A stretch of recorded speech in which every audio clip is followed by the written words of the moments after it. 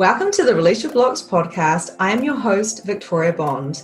I am a spiritual empowerment coach. I help teach others to show up to their potency so they can fulfill their mission here on earth. I am so glad you are here. And if you are interested in becoming a medium, if you're interested in becoming a life coach, or if you're interested in shifting your life from the 3D to live more in the 5D reality, then check me out, book a clarity call, and let's get chatting. Hey everybody, and welcome to today's episode of Release Your Blocks with Victoria Bond. I have my lovely friend Ali Katz here. How are you, Ali? Thank you for joining us today. Thank you for having me. I'm so happy to be here. And I'm so happy to have you because the last time we actually talked and we said that we were going to catch up more than, we said let's catch up for coffee dates and stuff. It didn't happen because both of our lives and our businesses have exploded in different directions. Last time I talked to you and interviewed you was honestly maybe like 3.5 years ago. And it was for Mum's Time to Shine. And we were really talking about, your books, going from Hot Mess to Mindful Mum. And I mean, that was amazing how you transformed your mothering and your life, like conscious parenting. That was what the summit I did was about, basically. And now you're doing something a little bit different. So let's talk about that. It is just, I've always been really focused on the journey more than the destination. And I call it, for me, following the universal breadcrumbs and, really paying attention to the signs that the universe gives me about where I'm supposed to be going next and not having any fear about going there. And knowing, even though I don't have all the answers, I just trust that I'm being pointed in the right direction for a reason. And that's exactly what happened with animal communication. People are always like, how did you get into this? And I'm like, it's kind of crazy. I was doing all, just my meditation stuff, writing my books, and opening up to a lot of metaphysical things and starting to practice some mediumship and doing a lot of energy work and energy clearing and things like that. And not only had these things really changed my life, but I started doing them for people that I worked with. And I got an email in my inbox about an animal communication class. And I have no idea how it got there. I didn't follow this person. I'd never heard of this person. It just plopped into my inbox. And I was like, you know what? That sounds so cool. I love animals and I love all sorts of metaphysical communication. I want to learn about this. I'm going to take it. So it was one of those free will moments where you can delete it because you're like, where did this come from? This is so random. Or you can be like, wow, I think I'm supposed to do this. And I went to my first class, and the second I connected with my first animal, it was a dog. It was like everything fell into place. And then I started asking all my friends and family if I could talk to their animals and started really just practicing. And then I decided, you know what, I really want to do this professionally. I really, really want to work on my skills and get really good.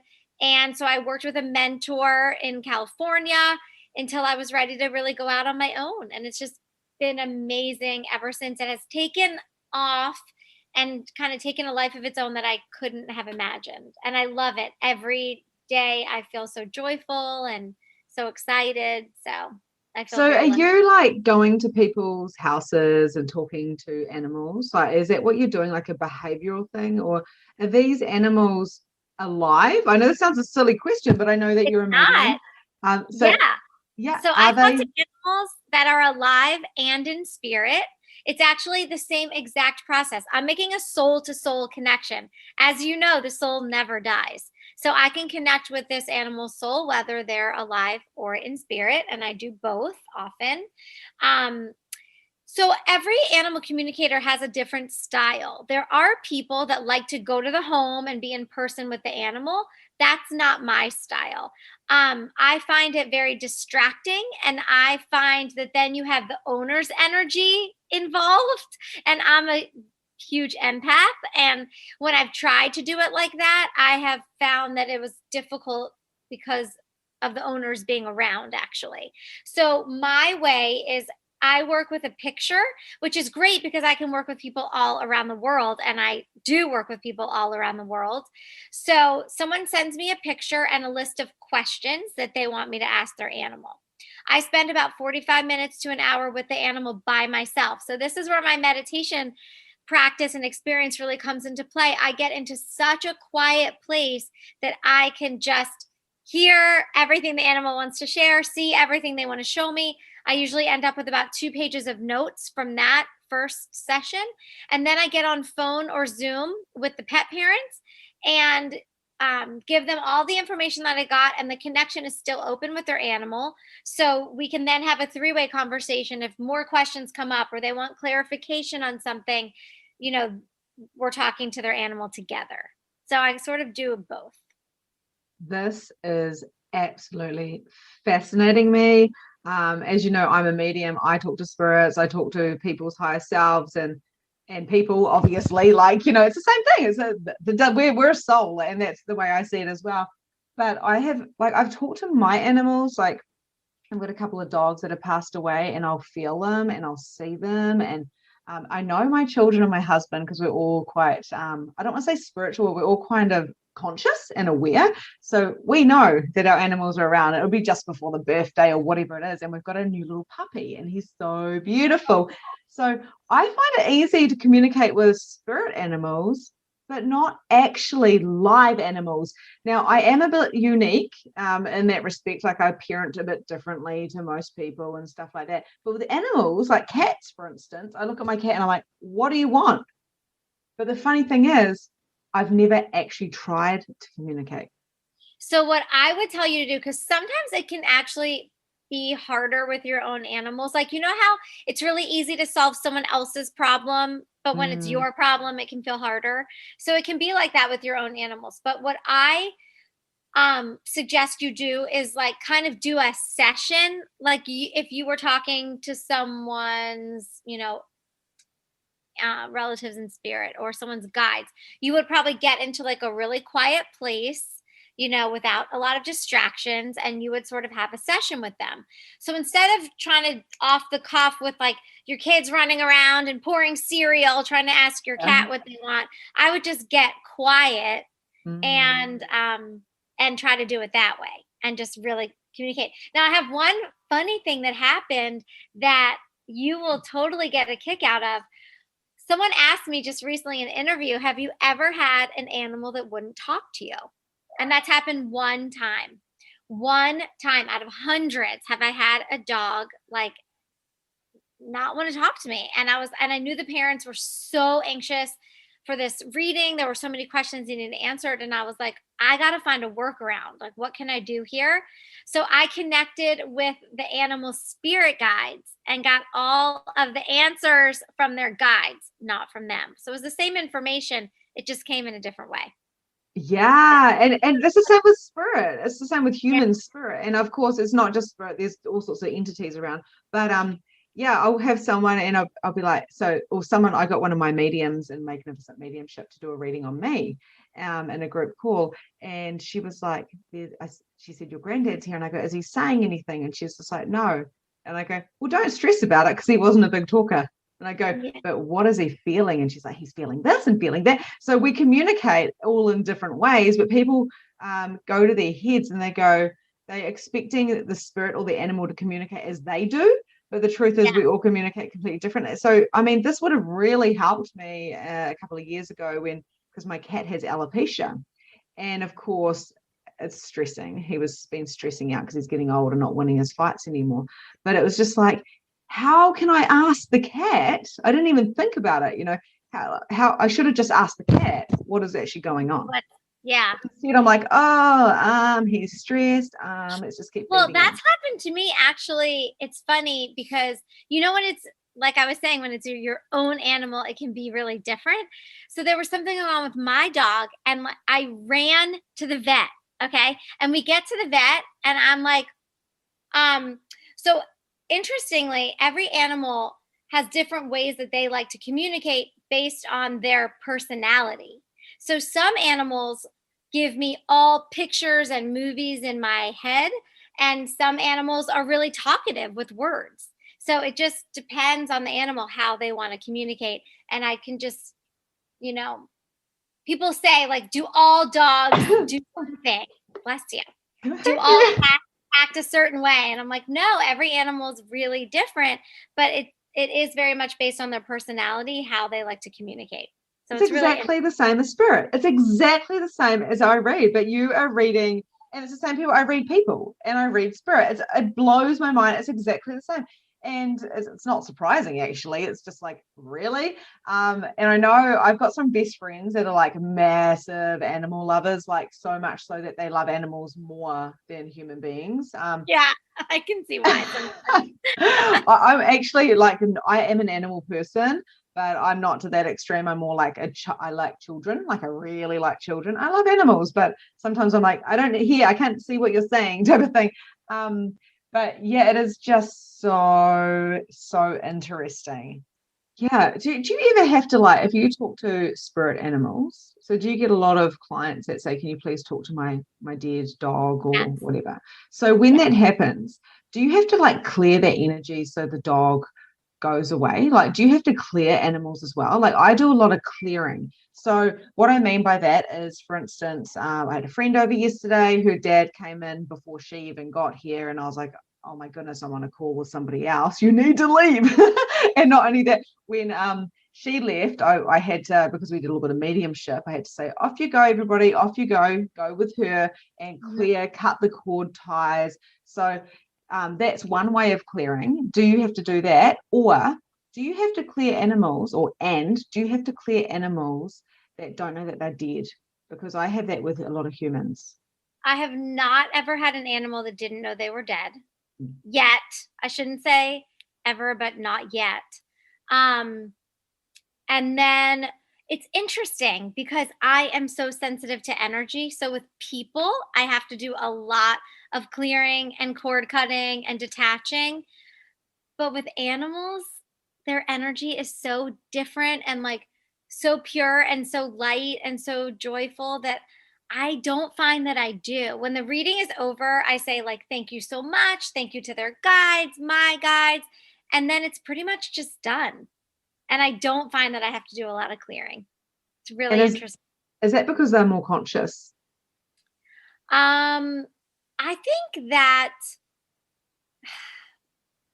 I don't know that they're more conscious. I think to me, their energy is just, they don't have so much like baggage and so much like stuff kind of, they don't have the same attachments and the same, it's just such a different feeling. It's much lighter. Much lighter. Maybe they don't have so much programming and conditioning, because our human brain does tend to program, and like, with your mum, the mum's time to shine, and with your hot mess to mindful mum, you had to unprogram yourself. You had to like deprogram yourself. And the same with me. So then we could actually both reprogram ourselves into the way we wanted to parent. And animals, they have that animal instinct, don't they? That we talk about. So yeah, but they also remember their past lives. They can tell me what they dream about. They understand death, and they understand the circle of life. They don't have the same fear of death that many humans did. I mean, I used to have a total fear of death until I got into mediumship, and I realized there's nothing to be scared of. But I used to. I don't know, did you used to also? well, I was brought up religious, and that the fear that I had was not of death, because I knew I was going to go to heaven, because it was that very much told exactly what was going to happen. But I was scared that, I wasn't good enough, and that I was a sinner, and that I would go to purgatory. So I had fear. So I had a lot of fear. So I suppose I did have a fear of death. Now I'm kind of like, oh, like, wow, this, because I have no fear of that next type of step, that evolving, I suppose.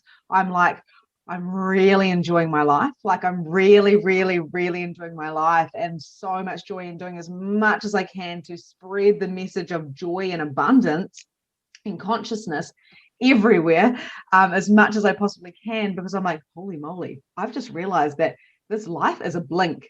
This life is one blank. It's like when they say, like, you are a speck of dust on, like, I don't know. I feel like I love my life and I want to be here as long as I can. And I want to be with my kids and my grandkids. And, I don't want to go anywhere.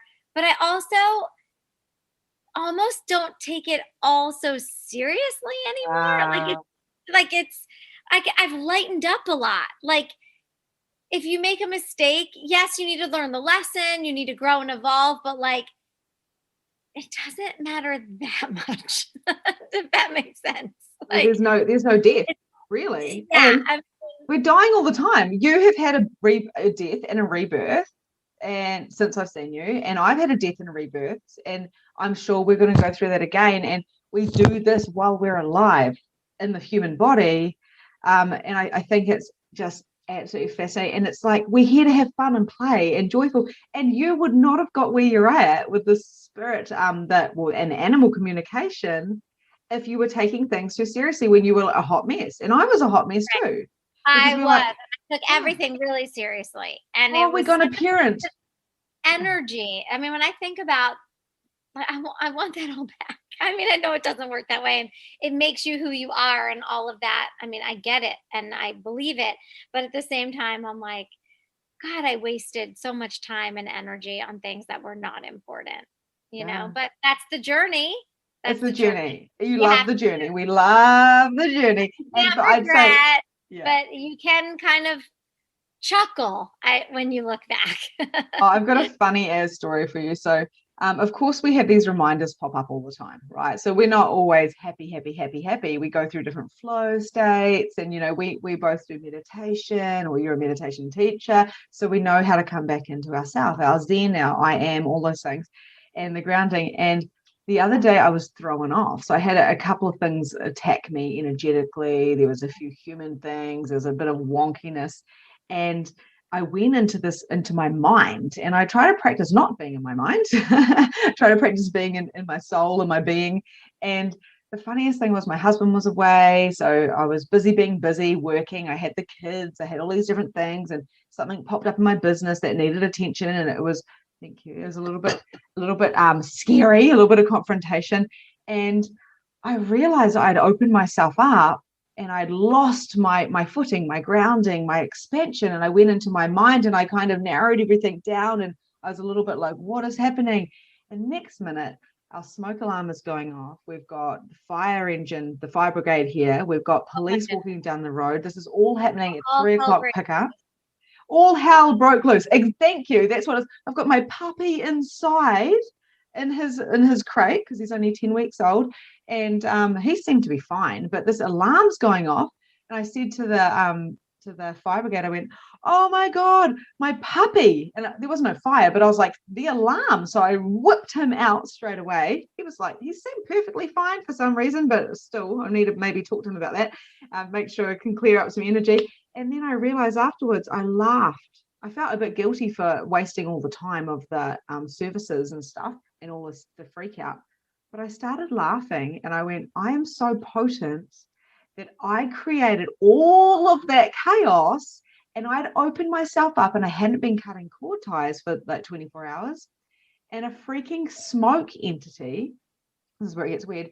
It was a smoke entity that had actually set off your alarm. Yeah, and we're in a brand new house. I created a smoke entity. Now, whether I created it or whether it's just something that I let in because my aura was a little bit wonky and I was unbalanced, so I opened myself up for being attacked. Really, I dropped my awareness, and I was laughing. I was like, I just created. I rang up my husband, because he was away, and he was so embarrassed because he's an electrician. He wired our house. And I said, it's not your fault. It's mine, because I allowed a smoke entity into the house. And he's just like, well, I'm glad that I get off the hook, but I need to check the alarm. I said, trust me, it was a smoke entity. The funny thing about it is another 3 people's alarms went off as well, and there was no smoke or anything. And so I was actually tapping into a collective energy, a collective entity. And were they like clients or students, or it was random people? just people in my vortex, like friends and Okay. clients and stuff like that. So Wow. I've never heard of a smoke entity. Okay. so That is it was really crazy. It just shows cool. we create so much, and so I was laughing and I acknowledged what I had done, and but I think the reason why I'm saying this is because I probably need to go talk to my dog about that, because just to make sure he's okay and doesn't have any post traumatic stress. Are you a big pendulum person? Yeah, Do you, I've got one right here actually. you can totally kind of make a heart-to-heart connection with him and then Uh, just ask with your pendulum. Just connect with him and then it can be real quick and simple. Yeah. Beautiful. And you know Yeah. what I noticed about animals as well, and I got this from my best friend.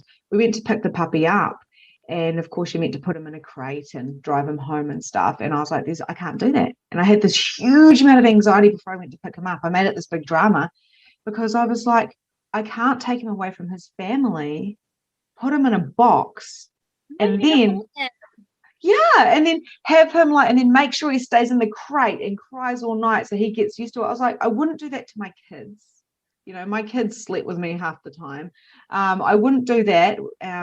So why would I do it to my puppy? So I took my friend who's an animal lover, and we just basically carried him and loved him and got to know him. And when he was crying, it was like, it's okay, puppy. And we just made it. And the whole way home, I drove for 5 hours after we connected, and he lay there sleeping with his little tongue out. And it was so beautiful to connect with him, where I know that before I was doing mediumship, I would have never done that. I would have been like, oh my gosh, the dog is doing this. Okay, let's just deal with the dog. What does the dog need? Like from that energy. You are so much more in tune with his emotional energy. But that's like probably because all the changes you've made as a mom in general, too, whereas your heart's just so expanded and it probably hurt your heart to think about taking him from his mom, putting him in the crate. I mean, most people are going through life so quickly and so out of tune with what feels good that they wouldn't even realize that it bothered them, So it's that pause and reflection that I think is so impactful that we can actually, you know, get in touch with how we're feeling about something. Absolutely. And I think animals are so conscious that I've been doing a program with Eckhart Tolle, a live program, and his presence is just next level. Like I'm sitting there passing out in his presence, like, what is this? And He's like the calmest human being that I've ever seen. He is not a human being. Yeah, but I know what you mean. And he is, oh my God, I just want to cry in his presence. Anyway, I'm definitely going down that track. And so what he was saying is, when you go to the supermarket and when there's an animal, an animal or a human being, and you lock eyes, and this is the connection we have as well, Ali, but we've always had, you see each other. And when you see each other, even if it's just for that moment, then what you're doing is you're seeing love, you're seeing consciousness. But like you said, life is so busy, and you go into the supermarket and you're like, I'm not going to look at anybody because I don't want to make any connections, or someone looks at you and you grab that tiny eye and you kind of smile and walk away, and it's made your day because you saw love that day, you saw consciousness that day. And that's what animals have. That's a beautiful way to look at that. And animals, like, nothing gets by your animals. They know and understand everything that is going on in your household with you. I mean, I've had animals tell me about their pet parents' anxiety, depression, miscarriages, learning disabilities going on with the kids, that they like or don't like their mom's new shampoo, the smell. I mean, anything you can imagine has come up in a reading. Oh, job advice if their parents are looking for a new job. I mean, they come out with things. They know everything. It's incredible. They're so in tune. It's so interesting as well. I know that my daughter and my husband are obsessed with animals. Like, I was sending a video to my best friend last night because it was 9 o'clock at night, and I was like, where's my daughter? She's at the crate because the puppy's asleep. Well, actually, the puppy wasn't asleep. She was doing TikToks with the dog. She's got TikToks with her guinea pigs. She's got tadpoles. And this tadpole, one of them seemingly was dead. It was the tiny runt, the runt of the tadpoles. She was devastated. So she got a little spoon, she picked it up, put it in and out, in and out. She touched it, put it back in, and then it was alive again. So she like Survived it. she brought it back to life. It like blew my mind. And she's like, I'm happy now. And she went and played, but she was devastated. Oh, And I was like, this is absolutely fascinating. So she's doing these TikToks with the dog, and I sent it to my best friend, and I was just like, whoa, this is just next that is level, so like this communication. It's like, and she cried and cried and cried until she got a dog. She's like, I need a dog. I need a dog. And so we've actually had to make a lot of peace with our old dog who passed away 3 years ago, because my husband's very connected to him. So we actually had to do energy work to kind of let him go, but not let him go, so we could bring in the new puppy. And it's just like, I suppose, like with babies as well, with people losing babies and then bringing another one in. There's a lot of, I know my sister, you're into animals. I just do basically, straight up mediumship. And my sister works with babies. So she works with mothers and babies that have lost. Oh, wow. And she's got a baby who helps her with that. And she's had miscarriages. And it's just like with you and animals. It's just my sister just channeled it through. And now all these people swarm to her that have lost children. I'm sure they want to talk to their babies. I mean, that is there's no stronger connection, that's amazing. Wow. And then actually cutting that cord tie, like you've still got the connection, but rather than actually letting the babies go so they can go and come back. But the point I was getting to, because I went off track there, was my daughter at school had this, they were tracking the cats. We put a tracker on our cat. This was about a year ago, to see where the cat was going in the neighborhood.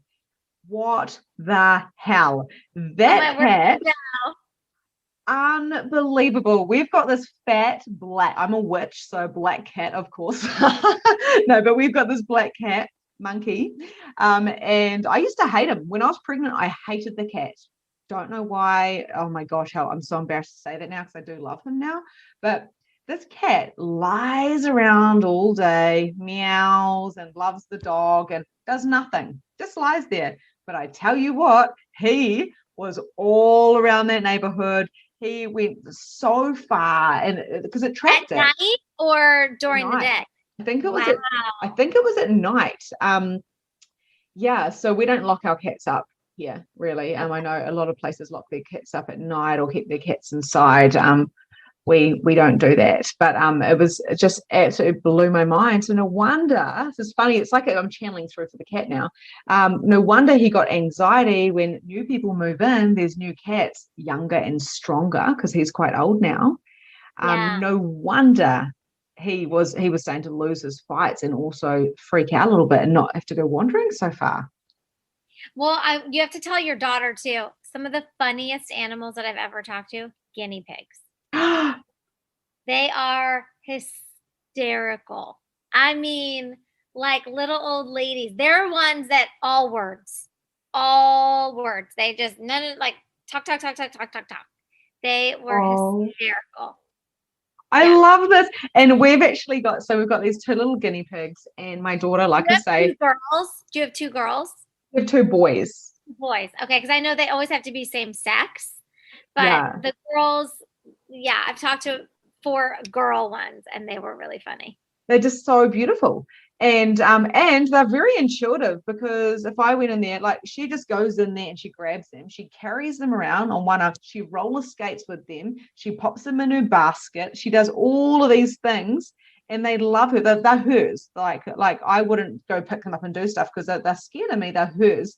But we always say, have you played with the guinea pigs? If you're going to have guinea pigs, it's very important that you're going to play with them, because they need like a mama. So we've got a big thing for them. They last for they live for like 16 years. Like they live forever, guinea pigs. Your daughter's going to go to college and you're going to have to take care of the guinea pig. We got little leashes and stuff, which we haven't really used. So cute. Well, when I talked, these two, they were like little ladies. They were fighting because one was a neat freak and wanted poop only in one area of the cage, and one was messy and would poop like all over the cage. And so they were fighting with each other because they couldn't get along and figure out how to deal with the cage. So we had to intervene. Oh my God. So when animals, so they communicate, right? They communicate, and like obviously the guinea pigs, they squeal quite a lot. And dogs kind of, every animal does something in a certain way.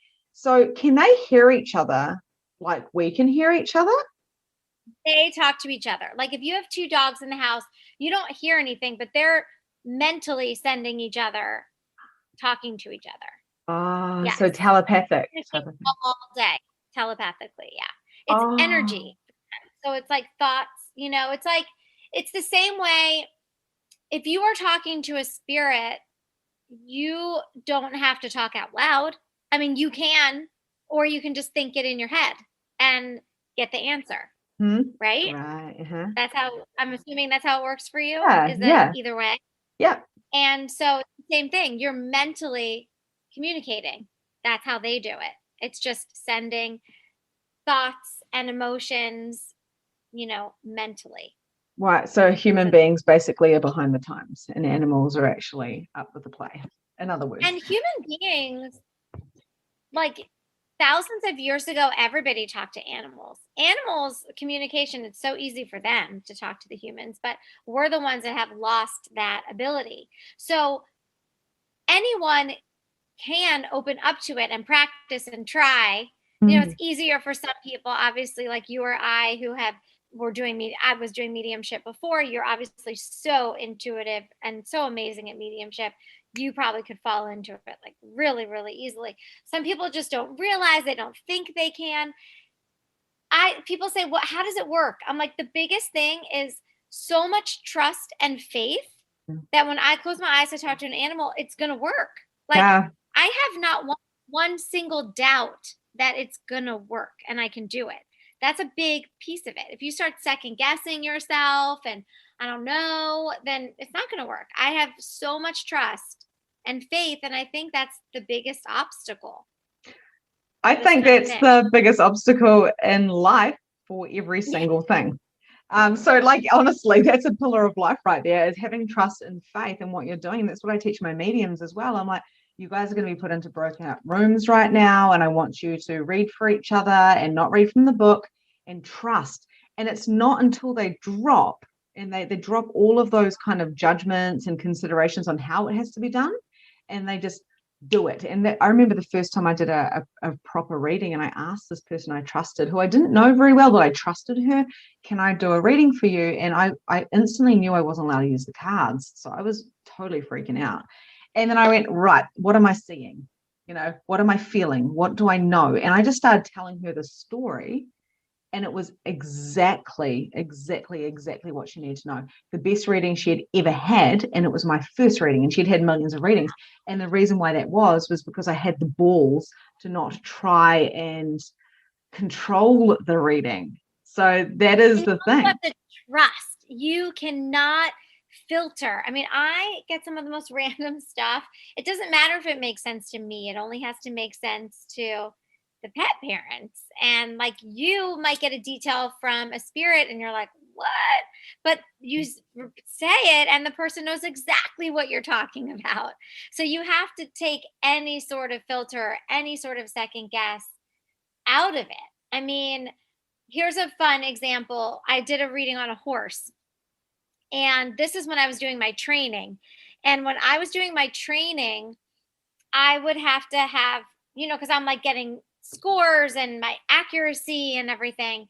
So half the questions that people would ask me, that I would ask me, would be verifiable, meaning they know the answer and they're basically quizzing me to see if I get the answer that they think is right.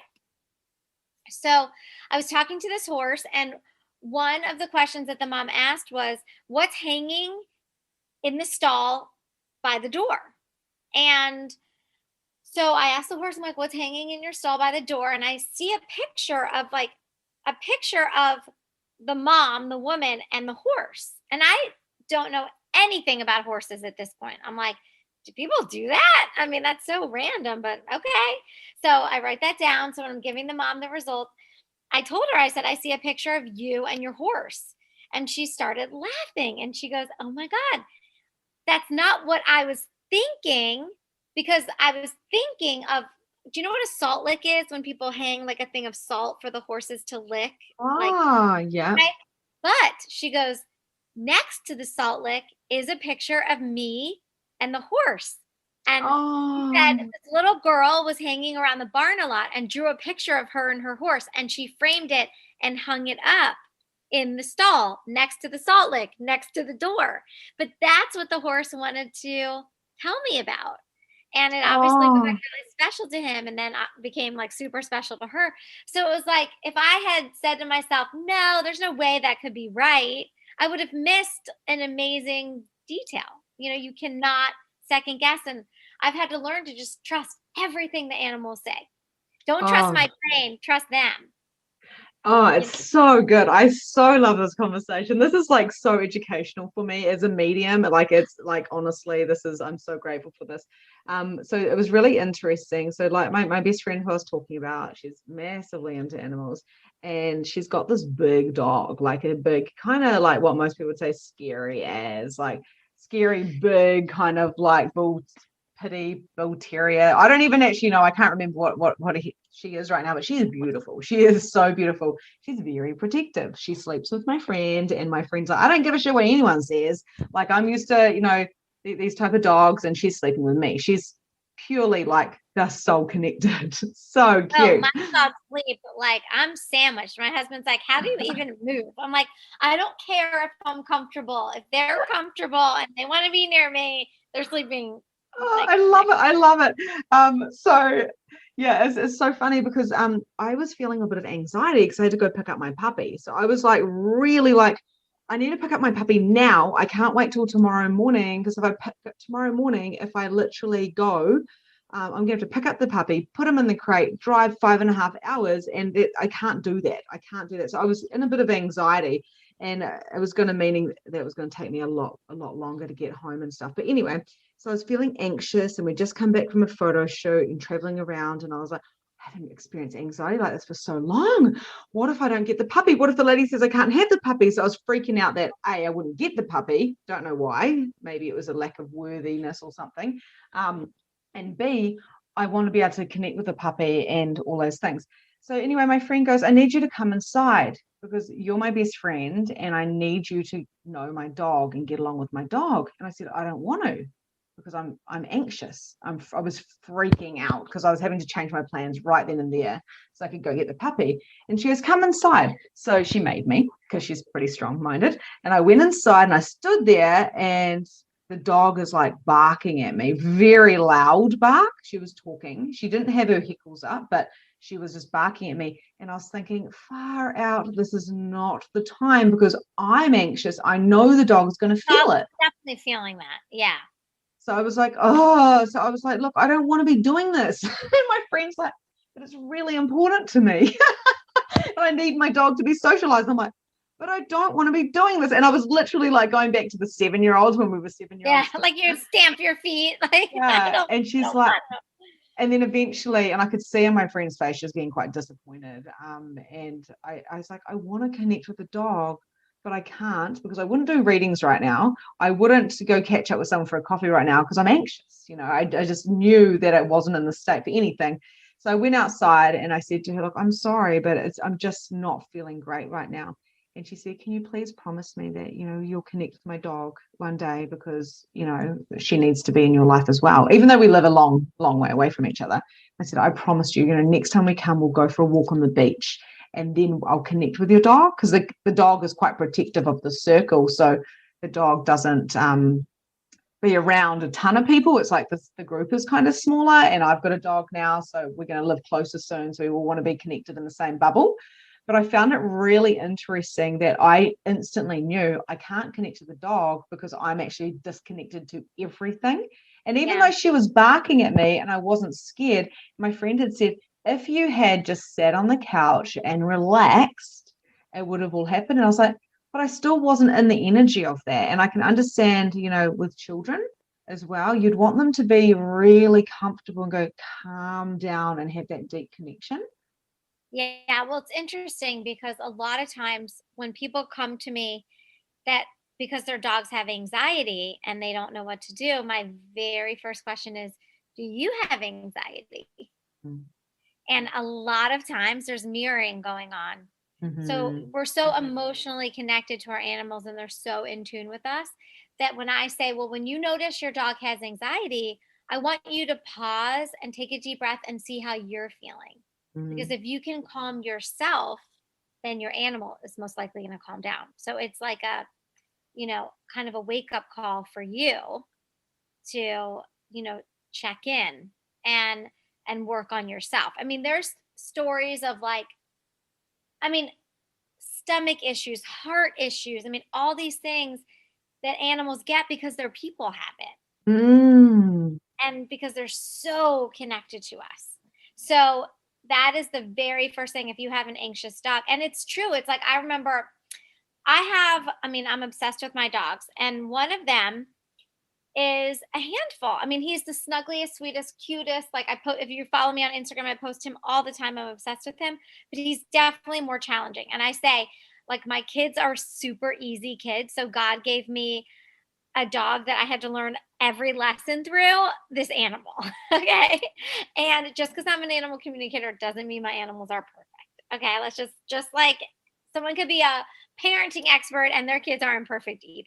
All right. We still have like things we're working out. He's his very strong personality.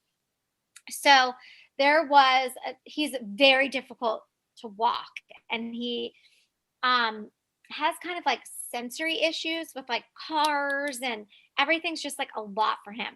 So I realized though on walks, I was getting really stressed because I was so worried about how he was going to behave. And so I stopped myself one day and I was like, Ali, stop, breathe, take some breaths. And I felt my whole body relax. And then he relaxed and walked so much better and had so many less issues because I was calm. He's feeling my energy going, oh, there's a reason to worry right now. So it was riling him up. So the calmer I stay, the easier it is to walk him. They're just so connected to us. It's exactly the same as kids. So, and I don't know if I had this awareness before our last kind of meeting up, but my son, now I don't know if you know about human design. So I'm really... I have some friends that are really into human design, and we were just at dinner totally talking about it. So I'm a projector. Me too. Okay. No. I don't know like tons about it, but I know I'm a projector. Oh my God. Yeah, we're both. Do you know if you're a classic projector or an energy projector or a mental projector? I can ask, but I also have like something important that's open. Like open, close. Open, so your emotional authority. Your emotional authority, is it open? Yes. So is mine. So we are we're going to have this conversation after. You're going to send me your profile so I can like actually look at this and see. I'm learning human design at the moment and I bring it into my coaching and stuff. But yeah, I'm a projector and I'm an emotional authority. So that means that we are very aware of others' emotions. That's why we're empathic. I'm not saying that defined solar plexuses are not empathic, but we certainly can feel other people's emotions, and we actually can feel them even more than they can sometimes, and we just have to know not to make it our own, because most of our emotions that we have are never ours. So that's the short of it. So my son, he's an open solar plexus as well, the emotional authority, and him and I, so having the open one is like a mirror. So, you and I having these open authorities, the open centers, we basically are a mirror to other people, a complete mirror. So my son was a thing that he activated, like you're saying about your dog, your problem child, my problem child, my son was always screaming and he would never feed and he's got these allergies and I was like depressed and wanting to die and all these different things. And now I know everything he's ever done has been a mirror to me. Now, I know this is like the case with a lot of parents, but for this particular child with me, we've both got these open mirrors looking at each other. And the most amazing thing about it is if he's in the kitchen and he's going, I'm hungry, I want something now. And he's kind of being demanding. I stop and go, what energy am I being? Because I can guarantee that kid is literally, he's tapping into my energy. And when I'm quite like zen and happy and stuff right now, and quite calm in my flow state and stuff like that. And CJ is like, he'll open the door and go, I love you, mum, shut the door and walk Aw, away. And he goes, yeah. hey, mum, I'm just getting myself a smoothie. Okay, son. Like, there's no conflict. And his behavior used to be so intense that people go, your kid is ADHD, you need to discipline him, this and this and this and this. And I tapped in like you do with your animals, right? And I said, what is really going on with him? I was like, he's got some food intolerances. The irony of it is we dealt with his food intolerances. I got the same food intolerances. Okay, so yes, that's called mirroring, and it's exactly what you were saying with like the both open and mirroring each other. It's so interesting, but I want people to understand that that is the first place people should look. I'm not saying it's the answer to everything, but it's very common for your animals to mirror you. So the first place to look when your animal has a behavior or emotions that you want to, get to the bottom of is to look at your own. And a lot of times it can really, really help. And it was funny because I met someone, we were on vacation a couple weeks ago, and there was someone with the cutest dog. And of course, I'm like, I love your dog. Can I pet her? And um, she said something about her dog was so anxious. And I just knew. And I looked at the woman. I said, I don't want to pry. And, I hope this isn't too personal, but do you have anxiety? And she was like, yes, I have severe anxiety. I was like, okay, well, I think that might have something to do with it. It's my card. Have any on me, but I wish I did. But yeah, but it's very common. And this is amazing because I'm actually thinking, this is like an intuitive session for me as well, because I'm thinking maybe my cat had alopecia because I was stressed out. He started getting alopecia in the middle of me being stressed. I mean, I can't say 100%. I know. Hold on. I mean, I'm getting a yes. Yeah. Probably was stress. And if you knew then what you know now, you could have figured it out and dealt with it. Yeah. It's just, it blows my mind. How did I not connect animals to this? Just like, it's all the same thing. Living our lives going 100 miles an hour, and most people don't have the consciousness to think about animals, that connection that way, and to slow down enough to be in tune with that. So it's, I didn't until I started this work. I didn't think anything. I didn't know anything. And then I started this work and I was like, oh, I get it now, So, and I know that now my, more difficult dog came into my life because he needed someone like me to be his owner. Or he would have just, for behavior issues gotten passed around from place to place to place, forever. We're his fourth home. Yeah. People were like, no way. Like, I'm not dealing with this. And he's doing great now, but, it took someone to really understand him and accept him. And there's lessons that come out of him because he's not perfectly behaved. And it's like, I've had to learn so much about accepting him, having compassion, because it's like deep-seated, deep-rooted things, and letting go of caring about what other people think. I don't care. Even if I am an animal communicator, I can't care about people thinking I don't have like a well-behaved dog. Like, he's built the way he's built. His personality is so strong, and he has such deep-rooted emotional issues. I can help him, but I can't like 100% fix him. Like, he is who he is, just like our kids are, we are, so there's a lot of acceptance that's gone on in this process, which is something I probably needed to learn. That's so beautiful.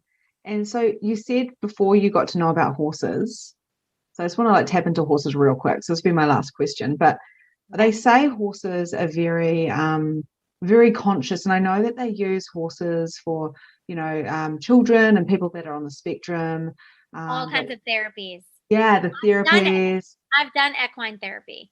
So when I wanted to do therapy to, work on some things for myself, I went to someone that did equine therapy because I knew working with the horses, they're so intuitive and so wise. And I got so much more done working with the horses. I probably would have been in therapy for like years and years and years to Mm. accomplish what I was able to work on with the horses. It is unbelievable. They're such Oh, wise, wise, wise animals. I'm gonna go and find a horse. Well, if people have anxiety, I mean, they're Mm. for tons of issues, but very, very helpful if you have anxiety too. What we actually did, my friend and I, she's actually just moved the country, unfortunately, which is a bit sad, is every now and then I'd be like, I need to come out and see you. And she'd always say, come out and see the horses. So she has dogs and horses. And of course, my daughter was like right up in that. So, and I wouldn't actually go to the horses and be with the horses. I just had to be in the presence of the property. That was enough for me. And I just felt nurtured and loved and stuff like that. Um, and I used to love horses. Unfortunately, I could never afford one. You know, it was all that scarcity stuff being younger and all that type of stuff. But yeah, I found that just even being in the presence of the horse. And what we'd do is would run bars and do Reiki in the paddock around the horses. So we would actually do that. So we do consciousness work or breath work and stuff around the horses. And it was just turning all that up. Yeah, they probably assisted way more than you even realized at the time. Mm. They are such beautiful animals. Yeah. Oh, so good. And I have to ask you, okay, you've got books. How many? You've got like 3 books out at the moment? Books. Yeah, 3 books. So they're all Hot Mess to Mindful Mum books? So the first one, Hot Mess to Mindful Mom, that is all about 40 tools for self-care of like bite-sized little ways to take care of yourself. And then Get the Most Out of Motherhood is all about mindful parenting. And then 1 Minute to Zen is all about dealing with stress in the moment. So number 2, Get the Most Out of Motherhood, is the most parent focused. And I'd say 1 Minute to Zen and Hot Mess to Mindful Mom, even mom's in the title, but the Hot Mess to Mindful Mom is really kind of for everyone. Yeah. So, Amazing. And I have to ask you, are you going to be bringing out any animal books? No, my guides are telling me that I'm writing another book, and my husband is telling me that I'm not. Well, I hate to tell you, but I feel like you will, and it might not be like, this is just this feeling I have, I'm saying, but it might not be like now. It might not be like in this minute or in this 10 seconds. And you are a mum and you are on this new journey, you know, again, with this career of talking to animals, which is next level, by the way. But I feel like in your lifetime, there's definitely going to be never say never. Never say never. Never. Like, you know, I always laugh. I'm like, never say never. Before I had kids, I used to say, my kids will never eat in front of the television. Yeah, that one did not last. So then I was like, never say never, because you just never know. But maybe. I won't say no, but I'll say maybe. Yeah, and I just wanted to know if there was anything in the actual pipelines now, because according to my guides there is, but I haven't committed to anything. Yeah, so my guides say 100% yes. So I want that book. I want that book now. I'm going to tap into the energy of the future book now, so then I can already have the information. Thank you. And Ali, this has been an absolute pleasure. It's never long enough. And as you know, life is a million miles an hour. So I want to thank you for taking this time. Is there anything that you want to add into this podcast? Just if anyone wants to find me, they can find me on alikatz.com.